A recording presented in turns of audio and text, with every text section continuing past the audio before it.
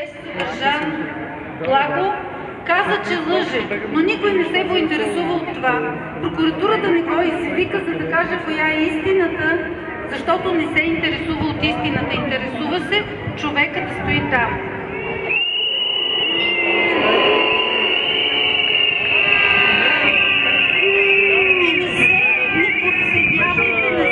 Аз чух много пъти тези дни да се казва, ама как така, колко да те насилят, че да лъжеш. Имайте предвид, че може много да те насилят. Не го подценявайте. Но имайте предвид, че такова насилие се осъществява, правят се опити и в съда. И това, което ние, критикувайки съдебните решения, трябва да правим обаче е да дадем шанс на съда да се запази, защото за правосъдие можем да разчитаме само на съда, дори когато критикуваме решенията. И за това ви призовавам, нека да ходим по съдебните зали, където се говори, за да може съда да чувства и вашата подкрепа, защото когато чувства подкрепата, той ще се чувства по-свободен. Защото това също са хора, на които ние възлагаме огромна тежест. Така че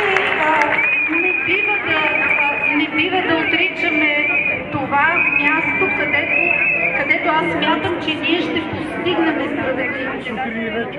А за ареста на Благо, разбира се, че той е ненужен. Дори да твърдим, че някой нещо е направил, защо е необходимо един човек да бъде поставен в тези условия, който не е опасен, не е убил никого, няма да посегне никого.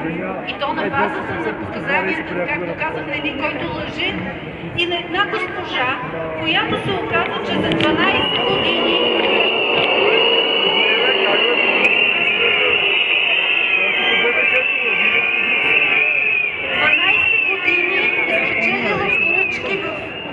Варна за около 50 милиона.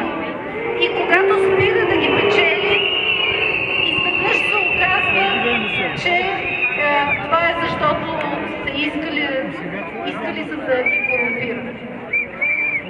Моля ви за поддръжка, ние имаме нужда. Аз самата съм доста изморена и песимистична, но ние трябва да се изправим и да продължим, независимо от всичко, независимо от неуспеха, независимо от трудностите.